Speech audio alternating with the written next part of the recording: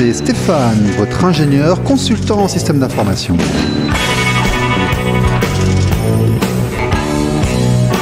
Bonjour, c'est RLP Business.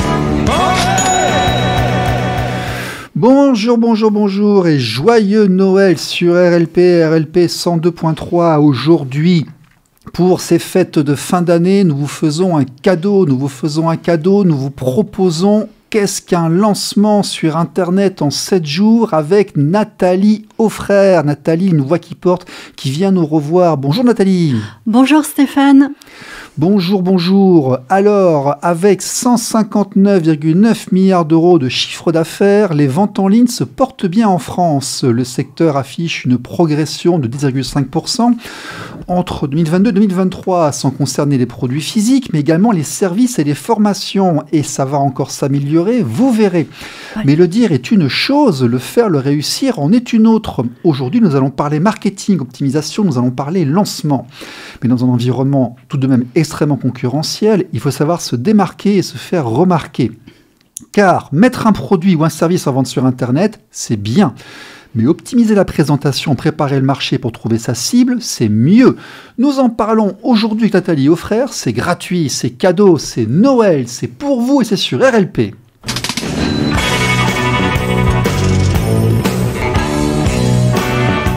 L'invité de la semaine. Nathalie, qu'est-ce qu'un lancement? Explique-nous tout. Alors, dans le monde de la vente sur le web, il y a 2 formats. Et d'ailleurs, il n'y a pas que sur le web, dans la vraie vie aussi, c'est pareil.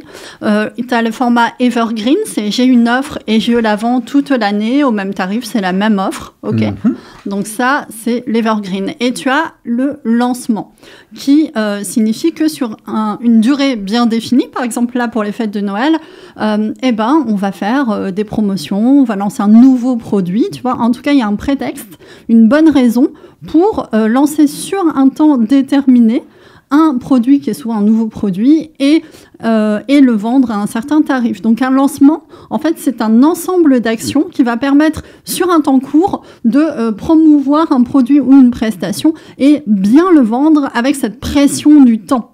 Est-ce que c'est important de faire un lancement ou est-ce que mettre un produit comme ça en vente, c'est suffisant ?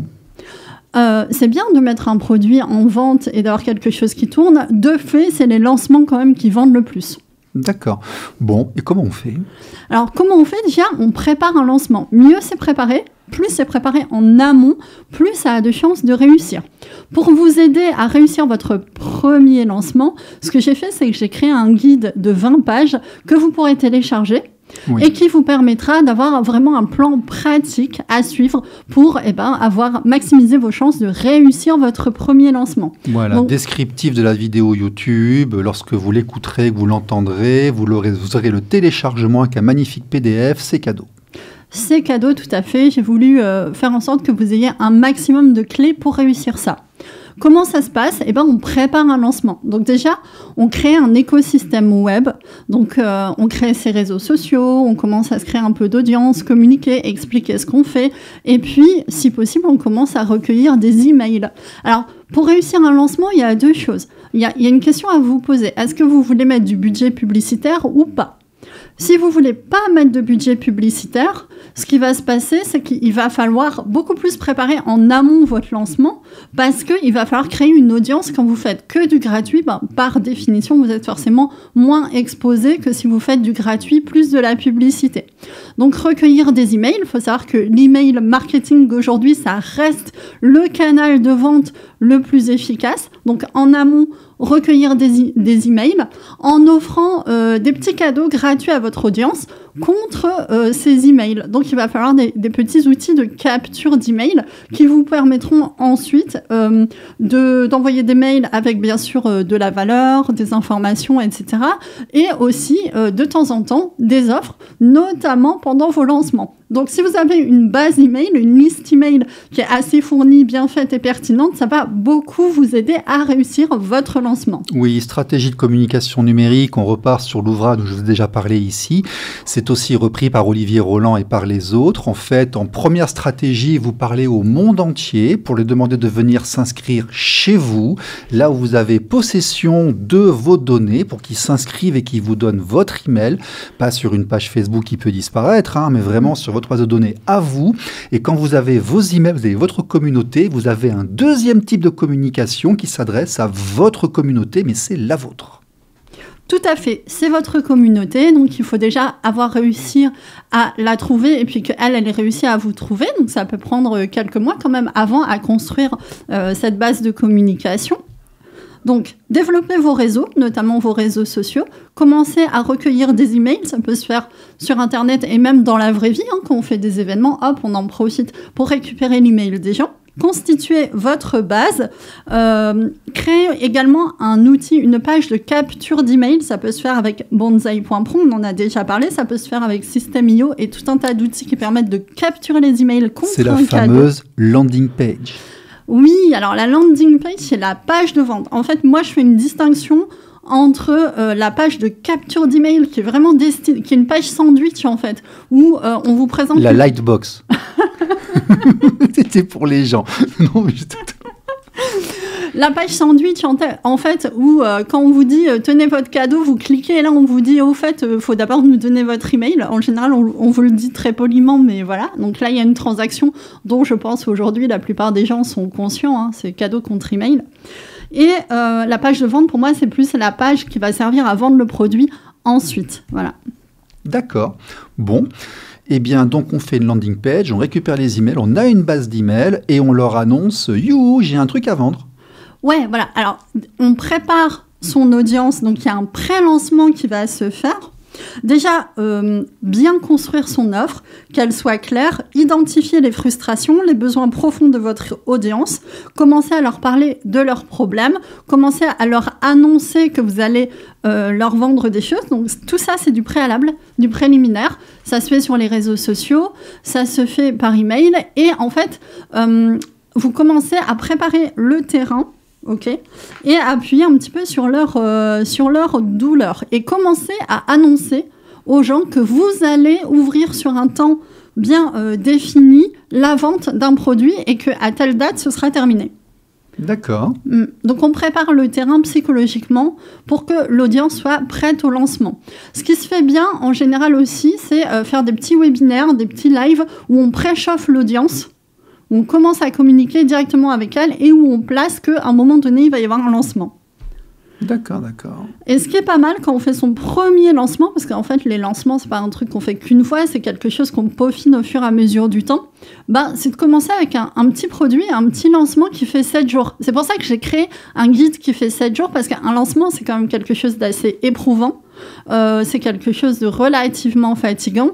Et donc, 7 jours, c'est bien, ça permet de ne pas trop s'épuiser, de ne pas trop épuiser non plus notre audience pour un premier lancement. Voilà. Ce qu'on peut faire également en amont, en plus de toutes les actions de communication pour prévenir les gens, en amont, on peut programmer déjà ces emails. Parce que pendant le lancement, il va y avoir un email par jour et des publications réseaux sociaux. Et ça peut être lourd, évidemment, de rédiger, etc., ces emails. Donc, avec les outils de mailing dont vous disposez aujourd'hui, ça peut être, encore une fois, Bonsai, System.io ou autre, MailChimp, etc. Avec les outils donc, de mailing, vous pouvez pré-programmer vos emails. Ce sera plus facile pour vous de pré-programmer chaque jour les emails. Ça vous fera quand même moins de travail. Parce qu'en parallèle, il va falloir, si vraiment vous voulez faire les choses bien, faire en plus un petit live, un petit webinaire, un rendez-vous en fait pour à la fois donner de l'information aux gens, échanger avec eux et leur donner envie en fait, leur donner envie de choisir votre solution et d'acheter votre produit, peu importe ce dont il s'agit. Voilà, donc programmer une séquence email, ça va vous aider. Si vous ne savez pas trop comment la rédiger, vous avez dans le guide en fait des exemples. Ça peut être des témoignages, ça peut être plein de choses. Et donc, il suffit, si vous n'avez pas d'idée, de suivre ce que je vous ai mis dans le guide. Et vous pouvez vous aider des outils d'intelligence artificielle pour améliorer la rédaction, la mise en forme. Mais il faut savoir que tout ce qui est webinaire offert est très apprécié par l'audience. Par exemple, récemment, j'ai participé au lancement d'Alec Henry. Alors, pas sur son dernier lancement, sur le précédent. Pour vendre en fait, mais en faisant de l'affiliation. Ok. En faisant de l'affiliation.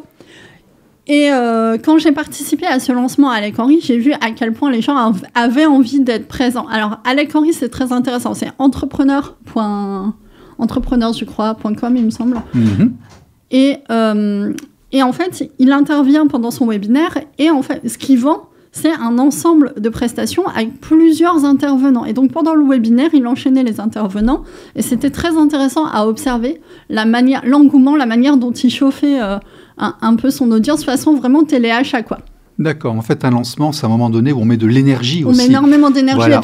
On n'est pas en train d'attendre, on ne met pas un produit dans une vitrine en attendant que ça vienne. C'est vraiment un moment où on met de l'énergie, de l'interaction, de la puissance. Tout à fait. On met de l'énergie, de l'interaction, de la puissance, du focus, c'est-à-dire que le temps du lancement, on ne va parler que de la problématique que résout le produit, y compris sur les réseaux sociaux. Donc, il faut publier plusieurs fois par jour, il faut mettre en story plusieurs fois par jour, il faut interagir avec les gens et ne parler que de son offre si on veut vraiment mettre de l'intensité. Ça va maximiser effectivement les ventes. Ce qui se fait beaucoup également, après, je suis consciente que c'est beaucoup de travail, tout le monde ne pourra pas forcément le faire, mais c'est de mettre les gens à partir de leur base email pour par exemple, leur permettre d'accéder au webinaire, les mettre dans un groupe. Ça se fait beaucoup de mettre les gens dans un groupe WhatsApp, par exemple, et d'échanger avec eux tout le long du lancement sur le futur produit.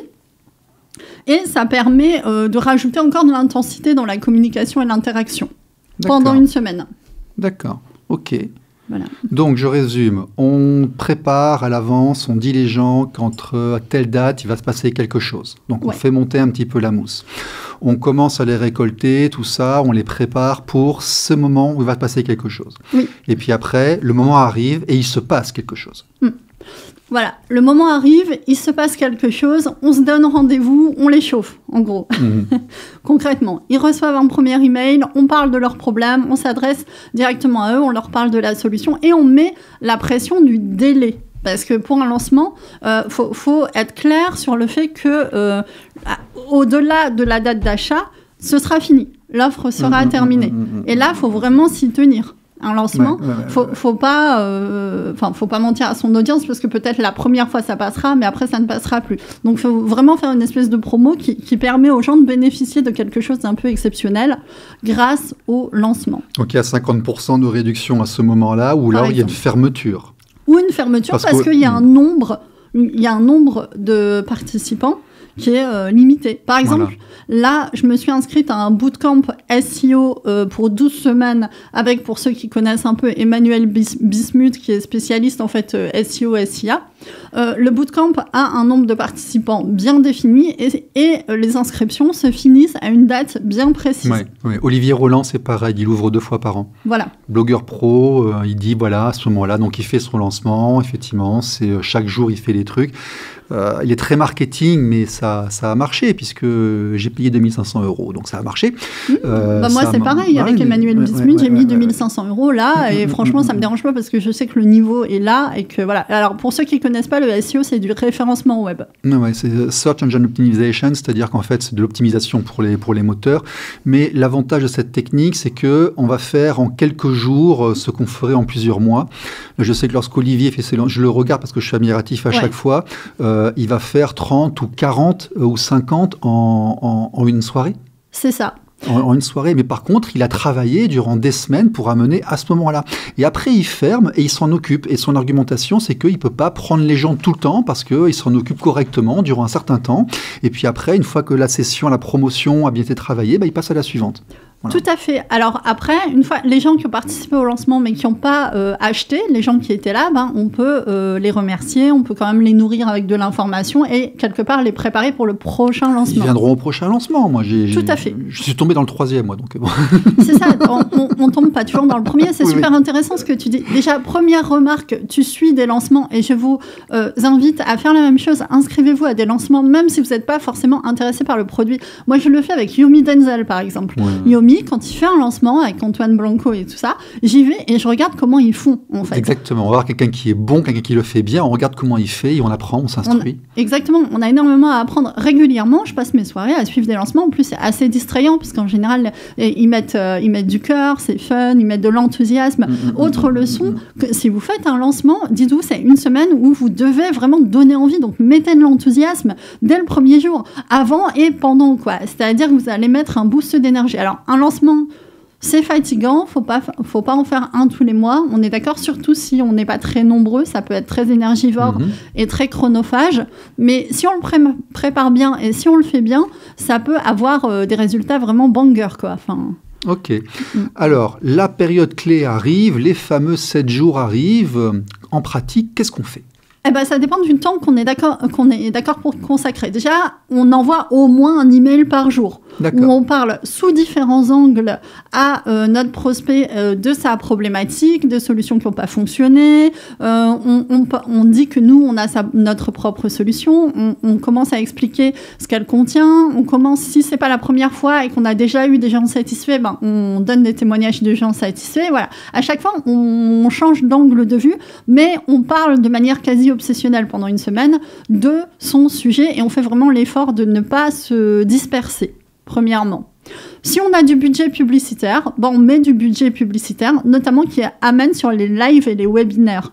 Il faut savoir, par exemple, que quand on fait un live sur Facebook, un webinaire, eh bien, on peut mettre un peu de budget publicitaire. C'est pas forcément extrêmement cher. Après, je connais pas votre budget, mais voilà. Et ensuite, on fait un peu l'animation. Ouais. On fait un peu, entre guillemets, de téléachat. Pendant le webinaire, on parle de la solution, on échange avec les gens, on donne envie de choisir la solution. On rappelle à chaque fois la deadline.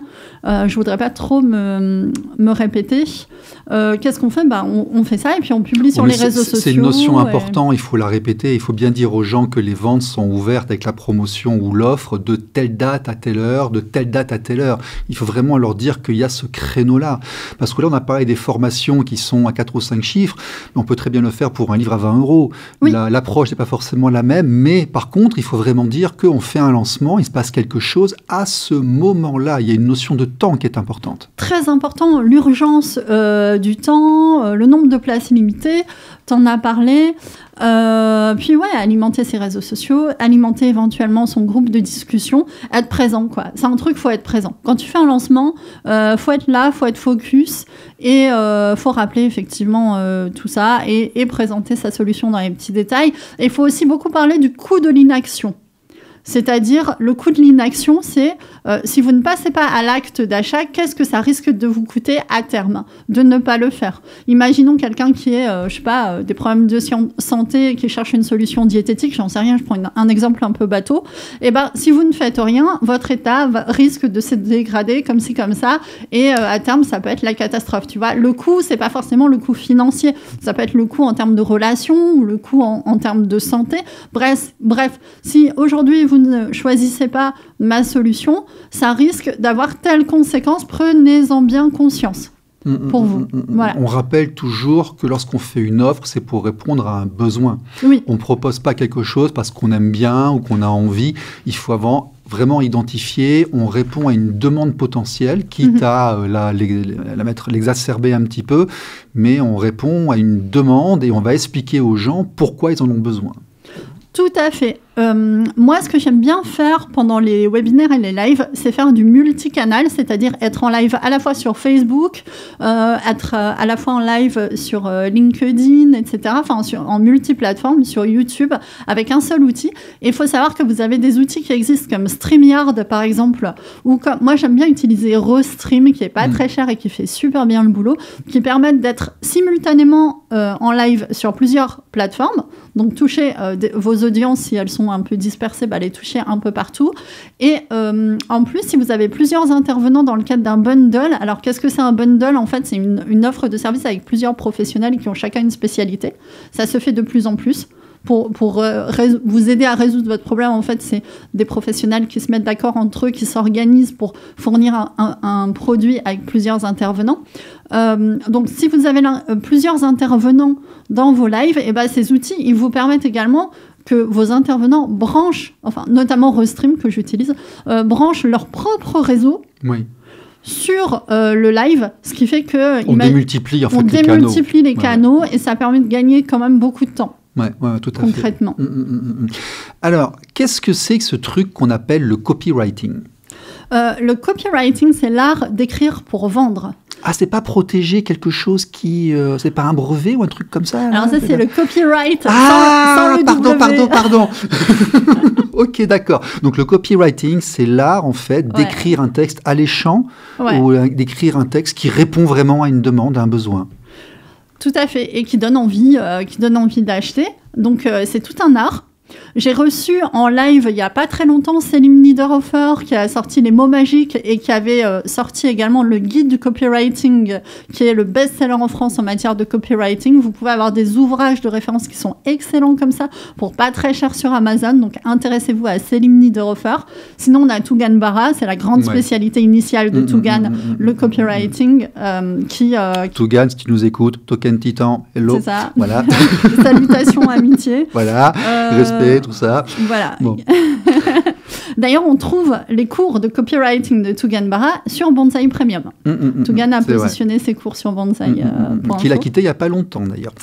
Pour se consacrer à sa passion actuelle, c'est pas qu'il était plus emballé par Bonsai, c'est surtout qu'il était trop pris par la partie Web3. Non, mais c'est un entrepreneur, il monte des projets, il les revend, il monte des projets, il les revend. Ça. Voilà, c'est le vrai entrepreneur. Ok. Ouais. Donc, on a cette fameuse page de captation d'email. On a après cette landing page. Ouais. Est-ce que c'est ça le tunnel de vente? Ou est-ce que j'avais trop vite là? C'est pas que ça le tunnel de vente. Le tunnel de vente, c'est comme déjà, je constitue une audience. Ensuite, je transforme cette audience, je fais en sorte qu'ils s'abonnent, puis je les transforme en leads, c'est-à-dire qu'ils commencent à avoir un intérêt pour mes produits, et j'ai réussi à faire la conversion, c'est-à-dire la vente en fait, la transformation. Le tunnel de vente, c'est ce qui fait passer un passant qui passe, comme on dit, ce qui transforme un passant qui passe en client. D'accord. Si possible, en client fidèle qui va revenir. Ok. Voilà, tunnel de vente, en gros, on devrait dire entonnoir de vente, et le but c'est aussi de ne pas de faire en sorte qu'il ne se disperse pas. Donc l'entonnoir de vente, il ne faut pas qu'il soit percé. Il n'y a qu'un seul lien, il n'y a qu'une seule action possible. Exactement, parce que sinon on a ce qu'on appelle des points de fuite. C'est pour ça que sur Amazon, quand vous arrivez au moment de payer, vous n'avez plus moyen de repartir en arrière ou à la boutique. Vous ne pouvez plus qu'appuyer sur suivant et autres parce que vous êtes rentré dans l'acte d'achat, et donc là, il faut ferrer le poisson. On ne le perd pas, on le guide. C'est ça le tunnel de vente en fait. Il y a seulement le bouton qui est disponible. Voilà, ça passe quelqu'un passe un peu comme ça. Tiens, j'attire son attention. Tiens, je dis des choses qui sont intéressantes. Tiens, je lui donne des cadeaux qui ont de la valeur, il apprécie. Tiens, il me laisse son email. Tiens, il vient à mon webinaire. Tiens, il achète, en fait, mon produit ou ma prestation. Voilà. Et là, en fait, tu as tout le tunnel de vente, plus la fidélisation, parce qu'en fait, c'est toujours plus facile de vendre à un client qui a déjà acheté qu'à quelqu'un qui n'a jamais acheté chez toi, en fait. Tu vois. C'est aussi pour ça que c'est hyper important de constituer une liste email, parce que les gens qui ont acheté chez vous sont fortement susceptibles de racheter chez vous plus tard, et puis de vous recommander. Et si vous prenez bien soin de vos clients avec de l'emailing après le lancement en 7 jours et tout ça, si les gens sont contents, ils peuvent devenir de véritables ambassadeurs également pour vous recommander vos produits. On en a parlé ici régulièrement, on appelle ça l'après-vente. Ça a été sous-estimé durant très longtemps par les gens, mais non, un client, vous le gardez parce que c'est un client qui revient et les gens autour de lui vont venir aussi. Donc c'est important, d'où l'importance aussi de vendre des choses qui sont de la qualité, qui sont vraiment utiles. Oui, la qualité, ça paye sur le long terme. Vraiment, il ne faut pas faire n'importe quoi, il faut bien prendre soin des gens. Alors, on a un lancement sur 7 jours. On ouvre les ventes sur 7 jours ou c'est le 7e jour qu'on ouvre les ventes? Comment ça se passe? Alors, on peut ouvrir les ventes sur 7 jours ou on peut restreindre. Ça, c'est un choix. C'est un risque aussi. Parce que si tu restreins, tu risques de perdre tous ceux qui ne seront pas disponibles, par exemple, le week-end en question. Moi, j'aurais tendance à dire quand même, on ouvre les ventes tout le long du lancement pour un premier lancement en 7 jours, mais on met la pression sur les derniers jours en rappelant bien c'est la fin, attention. D'ailleurs, on peut aller jusqu'à, par exemple, envoyer 4 emails le dimanche, le dernier jour. Imaginons que vous faites un lancement du lundi au dimanche, et ben on appuie la pression pour s'assurer que voilà, la personne a bien eu le message et on met également la pression sur les réseaux sociaux, story, publication. N'oubliez pas, c'est le dernier jour, demain c'est terminé, il n'y en aura pas et il faut que ce soit clair dans la tête du prospect parce qu'il y en a qui vont essayer lundi et qui peut-être vont râler d'ailleurs, essayer d'acheter votre produit et prestation, mais c'est comme ça. Moi, là, le premier lancement que j'ai fait, c'était sur un petit produit pour tester. C'était il y a quelques années, je sais pas, il y a 4-5 ans, quelque chose comme ça. Sur 7 jours, j'ai lancé. Et je me souviens, c'était une première fois, j'avais pas une grosse audience. J'avais vendu 8 produits, enfin 8 à 8 personnes, ce qui m'avait fait très plaisir parce qu'en fait, je savais pas du tout si ça allait marcher ou pas. C'était vraiment une première sur le web. Je me suis dit, tiens, il y a vraiment des gens qui achètent sur le web. Et j'ai jamais revendu ce que j'ai vendu à l'époque. Ah oui ? Ouais, jamais. C'est plus disponible, c'est fermé. C'était vraiment un test. Donc, les gens qui ont bénéficié de cet accompagnement-là pendant une semaine, c'était un truc pour arrêter le sucre à l'époque. On en parlait tout à l'heure. C'est ce qui n'est pas facile à faire d'ailleurs, mais oui, bien sûr. Pour se désintoxiquer du sucre. Je l'ai vendu une fois et fin de l'histoire. Ok. Donc, jour 1, email, live, discussion groupe. Ouais, déjà, c'est très bien si vous arrivez à faire ça. Jour 2. Email, live, discussion groupe. On fait ça durant les 7 jours ? C'est ça. On nourrit, on amène sous des angles différents, mais on parle toujours du même sujet. Parfois un peu d'humour. Tu vois, tu peux faire des mèmes, par exemple. Très efficaces, les mèmes. Et on rappelle toujours l'échéance. Donc, en fait, les semaines d'avant, on va commencer à préparer ce qu'on va lancer durant les 7 jours. C'est ça. Donc, on peut très bien aussi faire des petites vidéos, des petites choses. Parce qu'en fait, un lancement de 7 jours, c'est pas, ça se prépare à l'avance. Ça se prépare à fond. C'est pour ça que je disais programmer les emails, préparer effectivement d'éventuelles vidéos de vente, par exemple, qu'on va faire tourner avec ou sans publicité. Honnêtement, c'est plus simple avec un petit budget publicitaire. Surtout quand on débute, qu'on n'a pas forcément une très forte audience. Et même les grands... je te parlais tout à l'heure de Yomi, d'Antoine Blanco ou d'Alec Henry. Eh ben, ils ont des budgets publicitaires. On peut aussi travailler avec l'affiliation. C'est-à-dire que, et Bonsai Premium le permet, on peut avoir des gens qui vont vendre notre produit prestation et prendre une part. Ok. Et ça peut prendre beaucoup d'envergure, un lancement. Hein. Olivier Roland, par exemple, il y a des gens au téléphone qui vous appellent. Donc, il a une équipe. Ouais. Il a une équipe pour réceptionner les contacts. Il a un processeur de paiement, parce que ce sont des sommes qui sont importantes. Donc, il a trouvé un processeur de paiement qui est capable de gérer 50 ou 60 personnes qui viennent en 1 heure. Si PayPal fait ça, ils vont vous dire qu'est-ce qui se passe. Ils vont tout bloquer. Donc, il faut vraiment prévoir une logistique aussi. Donc, ça peut être vous, chez vous, tranquillement, qui faites un lancement en 7 jours, ou ça peut être une véritable opération qui va porter sur 6 chiffres parfois, ça peut aller jusque-là, avec une véritable équipe qui va aller relancer vos prospects au téléphone, qui va les suivre durant le parcours d'achat, qui va les suivre ensuite durant l'acte d'achat effectué, qui va proposer aussi des achats en plusieurs fois, qui seront plus chers que l'achat en une fois. Donc, il y a vraiment un raisonnement, il y a vraiment une mise en place à mettre. Alors, si vous avez un gros budget, si vous avez du budget pour ça, vous pouvez avoir des setters, des closers. Alors, un setter, c'est quelqu'un qui va aller parler aux gens qui sont identifiés comme qualifiés, par exemple sur les réseaux sociaux, et qui vont entamer la conversation avec eux dans le but, à un moment donné, de leur proposer votre produit ou votre prestation. Vous pouvez avoir des closers aussi. C'est des gens, quand des prospects intéressés vont appeler pour acheter le produit ou service, le closer, son métier, c'est de finaliser correctement la vente. Ok. Bon, tout ça, et plus encore, on le retrouve sur le PDF cadeau. Ouais, alors j'ai pas mis les détails sur les choses un peu plus poussées, comme closer, setter et tout ça. Moi, je suis restée sur un premier lancement pour quelqu'un qui démarre. Voilà. Oui, mais ça parce qu'après, les gens vont aller te voir. Ah, voilà. On trouvera d'ailleurs tes coordonnées dans la vidéo. Nathalie Auffrère, Une voix qui porte. On te trouve comment si on veut faire les choses avec toi ?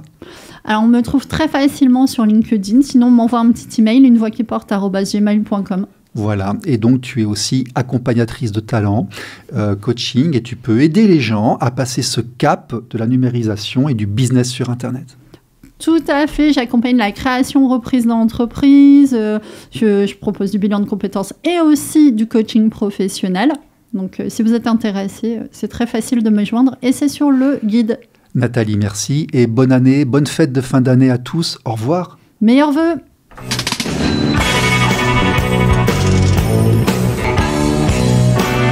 RLP Business. RLP. Radio libre en Périgord.